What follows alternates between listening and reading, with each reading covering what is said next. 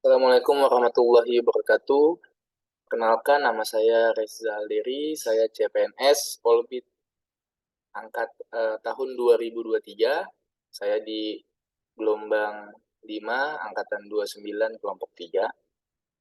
Saya lulusan dari Sekolah Tinggi Ilmu Pelayaran Jakarta, dan pada kesempatan ini saya akan identifikasi dan deskripsi isu implementasi manajemen dan Smart ASN di kantor saya.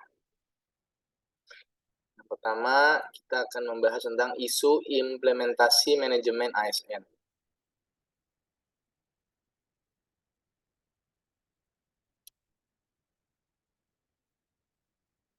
Di sini yang untuk manajemen ASN, yang pertama adalah kurangnya penataan pegawai pada kantor wilayah kerja Pelabuhan Serangan.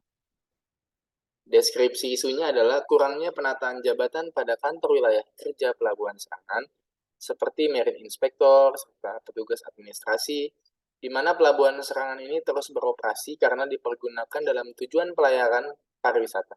Sehingga pengawasan tentang keamanan serta keselamatan penumpang menjadi hal utama yang perlu diperhatikan, agar penumpang mendapatkan pelayanan yang sesuai dengan SOP, serta memenuhi kepuasan masyarakat dalam segi pelayanan.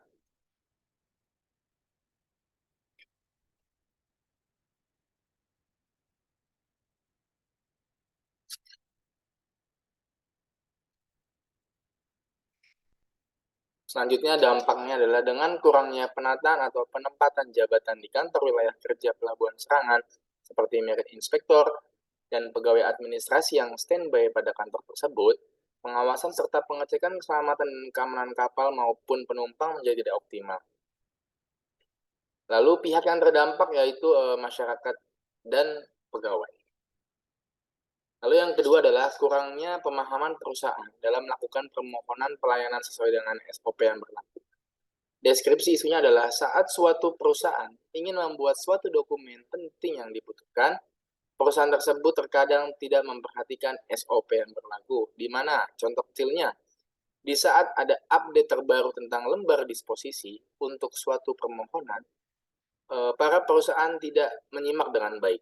Padahal informasi tersebut telah di-share pada grup yang telah dibuat oleh admin dari pelayanan kesyah bandaran untuk memudahkan terlaksananya pelayanan dengan cepat. Dampaknya adalah dengan tidak diperhatikan informasi-informasi yang di-share pada grup tersebut mengakibatkan terhambatnya pelayanan dan lembar disposisi yang lama perlu diganti dengan lembar disposisi yang baru, serta mengisi ulang kembali data serta disposisi yang ada pada lembar disposisi tersebut. Dan pihak yang terdampak adalah perusahaan pelayaran dan pegawai. Lalu, kurangnya pengecekan sertifikasi rutin pada awak kapal fast food pada Pelabuhan Serangan. Di sini deskripsi isunya adalah setiap akan memasuki kegiatan posko atau pos koordinasi baik Natal dan Tahun Baru, serta posko Lebaran, selalu diadakan uji petik untuk mengecek kelayak lautan suatu kapal serta pengecekan dokumen dari kapal atau fast food tersebut. Pengecekan pada sertifikasi awak kapal pun dilakukan untuk mengetahui sertifikat keahlian yang dimiliki masih berlaku sesuai dengan SOP yang telah ditentukan. Dengan kurangnya pengecekan sertifikasi awak kapal atau fast food tersebut, akan banyak pelaksanaan pelayanan yang menyimpang dari SOP.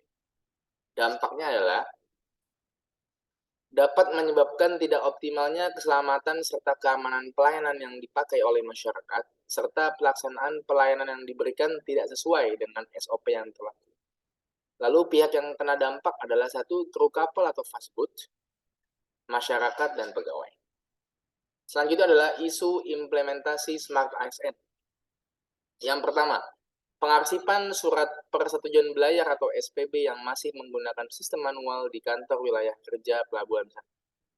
Deskripsi isunya adalah setiap kali kapal ingin berlayar, itu memerlukan yang namanya surat persetujuan belayar atau SPB yang dikeluarkan oleh otoritas pelabuhan atau syah bandar. Dengan perharinya bisa menyentuh 100 kali keberangkatan kapal, maka akan banyak SPB yang akan dikeluarkan. Lalu dampaknya adalah dengan pengarsipan SPB yang masih menggunakan sistem manual, maka akan memakan banyak ruang atau tempat untuk menyimpan SPB tersebut. Bila mana ruang atau tempat tersebut penuh, maka perlu dibuatkan tempat khusus untuk penyimpanan arsip SPB dan perlu banyak biaya untuk pembuatan ruang atau tempat yang baru. Dan juga akan menjadi terganggunya kegiatan operasional di kantor wilayah kerja pelabuhan. Lalu pihak yang terdampak adalah pegawai kantor itu sendiri. Selanjutnya adalah kurangnya kemampuan pegawai dalam penginputan data ke dalam Google Spreadsheet dan Google Drive. Deskripsinya adalah pengumpulan data pegawai biasanya diadakan saat dilaksanakannya kegiatan pelatihan maupun pendidikan peningkatan kompetensi. Kebanyakan pegawai masih bingung dan belum tahu cara bagaimana penginputan data diri mereka dengan membuat folder dalam Google Drive atau pengisian dalam Google Spreadsheet yang telah disediakan. Hal tersebut menjadi isu yang perlu ditindaklanjuti agar dapat dilaksanakan dengan optimal. Dampaknya adalah pada suatu pelaksanaan kegiatan pendidikan dan pelatihan atau diklat, dibentuk panitia yang bertanggung jawab terhadap pelaksanaan kegiatan tersebut. Dan salah satunya adalah admin yang bertanggung jawab atas terkumpulnya data diri dari seluruh pegawai yang terlibat dalam kegiatan tersebut.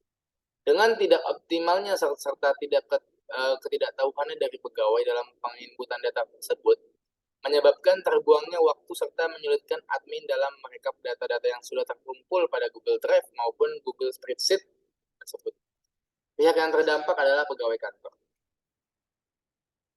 Lalu yang berikutnya adalah pengagendaan surat masuk di pegawaian dengan masih manual. Pengagendaan surat permohonan yang masuk diperuntukkan untuk mengetahui dokumen-dokumen maupun surat yang telah dikeluarkan oleh kantor melalui suatu pelayanan, serta sebagai arsip untuk pegangan jika ada pemeriksaan atau terjadi kehilangan pada dokumen tersebut. Dampaknya adalah dengan pengagendaan yang masih dengan sistem manual, maka arsip yang dihasilkan masih dilakukan dengan manual. Dengan pengarsipan tersebut dapat menyebabkan beberapa arsip yang tercecer dan mudah. Pihak yang terdampak adalah pegawai kantor. Cukup sekian untuk yang bisa saya sampaikan terkait asinkronus agenda 3 tugas 1. Yaitu identifikasi dan deskripsi isu implementasi dan manajemen dan Smart SN. Terima kasih. Wabillahi taufiq wal hidayah. Assalamualaikum warahmatullahi wabarakatuh.